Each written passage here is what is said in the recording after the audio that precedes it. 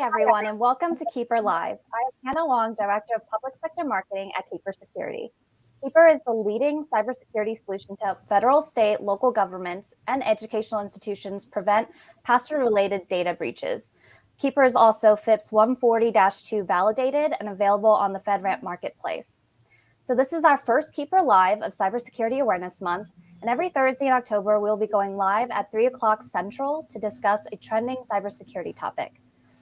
For those of you watching live, leave us a comment and let us know what industry you work in. While you're doing that, I'd like to welcome our panelists. We have Stacey Wright, Vice President of Cybersecurity, Cyber Resiliency Services at Cybercrime Support Network. Stacey, would you like to take a moment to introduce yourself? Thank you. Yeah, there's a lot of cybers in there. It's all good.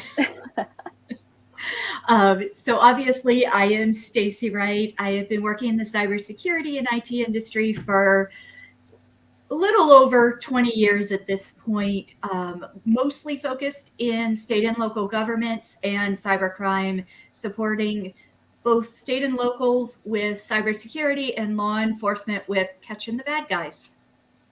Fantastic. And Tristen, Yancey is our Vice President of Public Sector at Cybersecurity. Can you give a quick intro? Sure. Good afternoon. So Vice President of Public Sector, as Hanna had mentioned, so I'm responsible for federal, state, and local and higher education business, and I've been working in the public sector for the last 25 years. Excellent. Thank you. So cybersecurity is something that we're all fanatical about at Keeper, and I'm sure Stacey for you as well. So I'm looking forward to discussing how the public sector should execute on cybersecurity policies and mandates. As you all are familiar with, there's a lot coming out in terms of executive orders and expectations, particularly with the increase in ransomware attacks. So I'm going to go ahead and get started with our first question. I'm going to turn it over to Tristen first.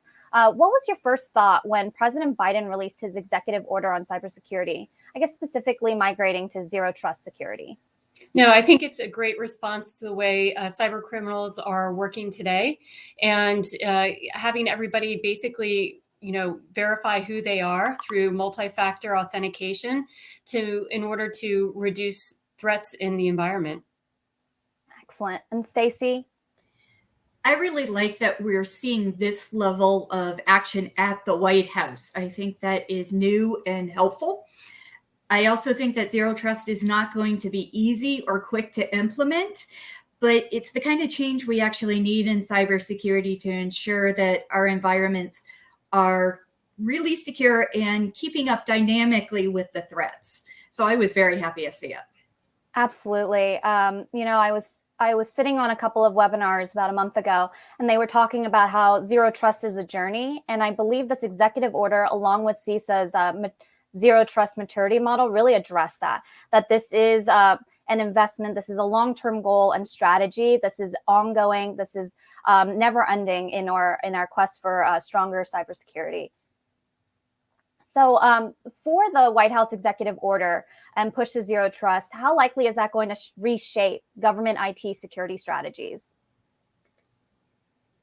Would you like me to go first, Hanna, or? Yeah, go for it. Okay, great. So it's going to reshape it from top to bottom, from creating a cloud security technical reference architecture to mandating multi-factor authentication and encryption for data to improving the software supply chain. But it's really going to take the help of private industry as well. So it's going to have to be a joint effort. So one of the big things I see out of this is that it's going to increase reporting, which is really key to Cybercrime Support Network, but also intelligence sharing and moving away from legacy systems toward cloud environments and zero trust. Well, I know the order actually stems from those incidents we had back in December last year and early this year. I think it's really relevant to the current work from home environment too. Obviously, cloud environments work well when they have a distributed workforce. So several of the tenets of zero trust also apply with the current remote workforce. When you're talking about things like security strategies to take into account where your data sources are, as well as considering everything as a data resource, I think this makes a huge difference. And then 800-207 from NIST pretty explicitly says that zero trust means you should include a network view where you may not own the devices on your network, or your devices may be someone else's network and you can't trust their local connections, which is kind of another way of saying work from home, at least to me. Absolutely. You really touched upon this idea of data sources, right? But a lot of times when that conversation happens, we forget to include that as an employee, as a contractor, as the human element that's interacting with this data. We are a data source in and of itself. And I guess for this, an executive order, it's at the federal level, but we're really seeing a lot of these mandates trickle down pretty quickly to the state and municipality level. For example, we have FedRAMP. There's a new version at the state level called StateRAMP that's being executed and launched. So my next questions is around how this impacts municipalities. I mean, they are the top target for cyber criminals, particularly for phishing and ransomware attacks. What do you think makes these organizations so vulnerable? And what can they do to reduce those vulnerabilities? Stacey, I'm going to turn it over to you first. Sure. So I've spent at this point more than 10 years helping to secure municipalities. There's definitely a lack of resources, and I think Tristen might actually talk about that one a little bit more. But I think part of it is also that SOTTs are more vulnerable because they're highly interconnected and they're running on many times legacy systems. The average local government has to do everything from street repairs to school districts. I would love to say that many of these networks are standalone, but experience tells me they aren't. They are all interconnected. They're all working together. And some of these networks date back into the 90s and still run on DOS. That is just the environment that local governments have to deal with. So that makes them very vulnerable. And there is a lot of interconnectivity even outside of the government. For instance, if you're buying a house, your realtor actually has to conduct transactions with the local government to do things like check taxes, maybe utilities, to do title searches, and all that other work. Plus, governments are 24/7. And that makes a huge difference because there's a real pressure to get back up and running immediately. You can't have downtime. It doesn't work so well when someone tries to call 911 and no one picks up. So this is another problem with governments that you're not going to get around. It's a vulnerability that just exists. I would say making things user-friendly helps to get around the vulnerability, in that encouraging your employees to work on cybersecurity, to create a culture where they understand the importance of what you're doing. I'm talking about education, not just training. And make sure they're willing to work with you. So that takes it from a culture where they are maybe afraid to report something to you because they're afraid they may be investigated, to a culture where they want to report because they know you're going to actually help them resolve whatever that problem is. Right.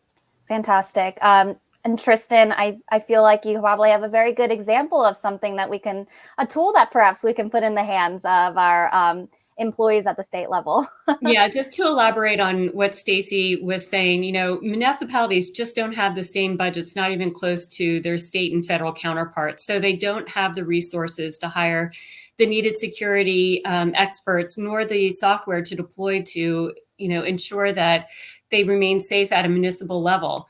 All of this is also affected by the training. So with a lack of budget, the first thing that usually gets cut are training programs. So it really is a trifecta. One thing, to your point, Hanna, that might be able to help is if you have a password management tool, you need something that is easy and adaptable and adoptable by the constituents within that municipality. So make it easy for them. Give them that single sign-on capability with a master password and that two-factor authentication in order to secure the opening of the rest of their applications.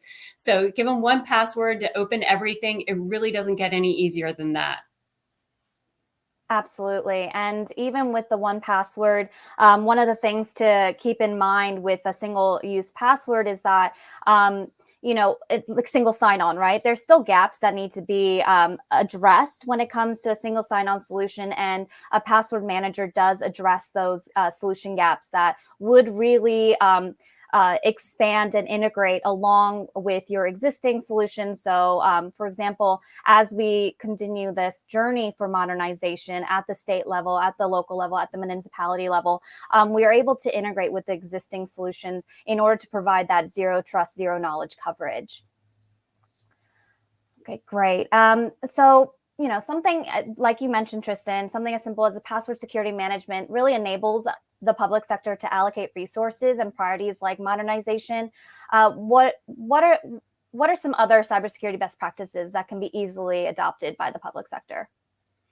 So just going back to, two-factor authentication, maybe even something from another technical panacea would be, self-destruction of protection at the local data level. That way you can just wipe it out and there can't be any persistent attacks after that. Excellent. And Stacey, what would you recommend resources or solutions that can be easily adopted? So I'm going to go a little bit more broad scale and say, look for the free stuff. It's really out there. I know it sounds funny, but I have a literal presentation that I could talk for an hour, wine resources on a government budget, and everything in there is free. A lot of federal agencies, a lot of private companies offer everything from discounted costs to some of their resources that will help you identify vulnerabilities, phish yourself, try something out, all kinds of things, including risk management and identifying crown jewels. And so take advantage of the free stuff. I'm going to throw out here, obviously, Cybercrime Support Network has those free resources. We have a cybersecurity catalog that can actually point you at a bunch of them, and then a scam spotter website to help train employees and others about how to recognize things. I'm also going to give a shout out to my former employer, the MSISAC, the multi-state ISAC, because all state, local, tribal, and territorial governments can join them for free, thanks to CISSP paying for it. So again, really great resources out there. And once you've got your Keeper password manager and your two-factor authentication and self-destruction, look at the free stuff and where you can go from there. MSISAC is one of those free resources that I discussed heavily in the past. I mean, I don't think a lot of state and local municipalities really understand that there are these resources out there for them to leverage and take advantage of, particularly on lean budgets. Yes. So I guess transitioning from lean budgets, one of the other impediments, shall we say, for procuring cybersecurity solutions would be like just the procurement practice, the procurement process. Do you feel like there are changes happening to streamline modernization efforts from a procurement perspective? I guess. Yeah, sorry, go ahead. Sorry, I'm going to jump in on this one. So I just want to mention the software bill of materials. The White House has taken up the call for this. It's been around as a concept for a couple of years, and there have been some folks from Commerce and other agencies who have been working on it. But with SBOM, software bill of materials, it's about knowing what is in your purchase. So if you're purchasing something, you understand the ingredients behind that software or hardware. Are you accidentally purchasing something that has maybe software in it that the federal government says you shouldn't be using without naming names? And Tristen, I'm actually going to pivot the question a bit for you, if that's okay. How do you think it's changing cybersecurity behaviors? Yeah, so what the Executive Order 14028, which is Biden's executive order, did, it actually put teeth into the procurement for procurement officials. So now the FAR Council can actually create contract language that requires software suppliers to establish baseline security standards for software development. And if they do not comply with those, they can actually be removed from federal contracts. So there's always power in the purse strings. Excellent. Yeah. And, for me, I actually did receive a presentation from Defense Innovation Unit. I do feel like procurement practices, the federal government, I think government at all levels have acknowledged that it is a impediment in getting the right cybersecurity solutions. So Defense Innovation Unit is a group for the military, and it helps streamline and accelerate adoption and transformation in, COT solutions for military branches. So that's definitely a resource to look into as well. And then what steps do you think would help government employees create and manage their passwords more effectively? Tristen, you touched on the multi-factor authentication and the password management, but I guess what else would help them in that front with a password manager? Sure. So in addition to the technology side, there's also the education side. And Stacey did allude to that earlier in our conversation, that it really is a combination of both tools and education in order to create a knowledgeable and informed workforce. So I would say, increasing the education along with the tools is absolutely necessary. Excellent. I would also add that with password management, it's like you all were talking about, Stacey, you mentioned the distributed workforce, something that a password vault that allows for sharing of records and sharing of secure files. That's going to be a big game changer. That's going to allow the secure interagency and intra-agency collaboration that is obviously got had to be addressed during a distributed workforce, during hybrid, during remote work, and having something that addresses that front in order to increase collaboration securely across agencies. Excuse me, something just fell over here in the corner. and so I think that would be a big feature and capability requirement in this type of solution. And I wanted to ask you all, what's a simple way for us to increase cybersecurity? But I feel like we've touched on that, right? I mean, education is a huge thing. And the password manager, of course. Stacey, would you have anything else you'd like to add to that? I would probably add the simple thing of work together. None of us can do this alone. It's too complex, it's too hard, and it's too quickly changing. So make friends. Go out and talk to the people that are in the same sector as you, with your vendors, with everybody, because the more friends you have in this field, the better your cybersecurity is going to be. Excellent. Thank you. It looks like we do have a question. Do you expect additional cybersecurity mandates to come into effect in the future? I would say yes, but I think we need to get this one executive order under the belt first and get that moving. And there are a lot of timeframes associated within that executive order, ranging from 30 days to 270 days. So it'll probably take a year before everything is fully implemented. And then at that point, I'm sure there'll be further mandates. Excellent. And Stacey, did you have a... I was just going to say, I would also expect to see some stuff come out of Congress as well. There has been a lot of push. I know we're tracking a lot of different bills right now that have bipartisan support. So I would expect to see some pretty significant changes over the next year or two. Absolutely.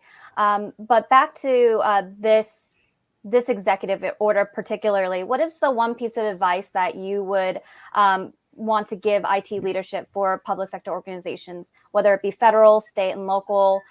What would you recommend, Tristen? So it all goes back to user adoption, right? So make it easy and user-friendly for them to adopt. That way they'll want to employ it and stop writing down, passwords on sticky notes or typing them in Excel spreadsheets. I would add in on top of that, specific to this executive order, that tackle it in small bites. And yes, I mean that pun intended. You don't have to move to the cloud or share intelligence or implement zero trust today. You don't even have to do it tomorrow. Make a plan, talk it over, figure out how to accomplish it over the next couple of years, even the next 5 years, and then work to implement it. Absolutely. And I would also add that from a risk mitigation perspective, it'd be really great to make sure that you have a incident response plan in place, because a lot of times with this conversation, particularly around ransomware and data breaches, it's about when, not if. And that's really where a lot of this executive order does stem from. And so have an incident response plan in place. If I could jump in on that. Absolutely. More than one incident response plan. Have one for malware, but also have a different one for ransomware, a different one for business email compromise. These incidents take different types of responses with different people. So the more you can have a slightly granular series of plans, the better off you're going to be in the long run. Absolutely. That's incredible advice right there. Thank you. So I'm going to close this out. Is there anything you wanted to add before we close out? I wanted to make sure that you were able to provide your advice, your input, along with this executive order. But wanted to give you a little free range at the end here. We're good? Excellent. I feel like there's a lot of action items that the public sector can take, obviously with this executive order, with CISA's Zero Trust Maturity Model, and with the resources and recommendations that come from Stacey and Tristen. So thank you so much for that. If someone wanted to get in touch with you, if they had further questions, if they wanted to get deeper understanding of the recommendations that you provided, what would be the best way for them to get in touch with you, Stacey? LinkedIn is an easy way, and we can throw my email in the chat.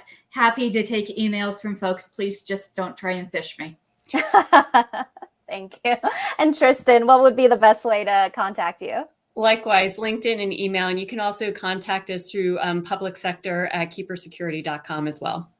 Thank you. Well, thank you both so much for taking the time to talk to us today and to our audience. To our audience, thank you so much for attending today's KeeperLive. If you want to learn more about how Keeper mitigates the risk of cyber attacks, you can go ahead and send me a message. You can find me on LinkedIn. You can also connect with me at publicsector@keepersecurity.com, or you can visit keeper.io/public sector. Every Thursday in October, we're going to be hosting this KeeperLive right here on LinkedIn with a cybersecurity expert. So next week, Thursday, October 21st at 3 p.m. Central, you'll get to hear from Kate Hassett, our fantastic Director of Social Media and Influencer Marketing, to discuss the cybersecurity implications on social media. So until next time, thank you all so much for joining.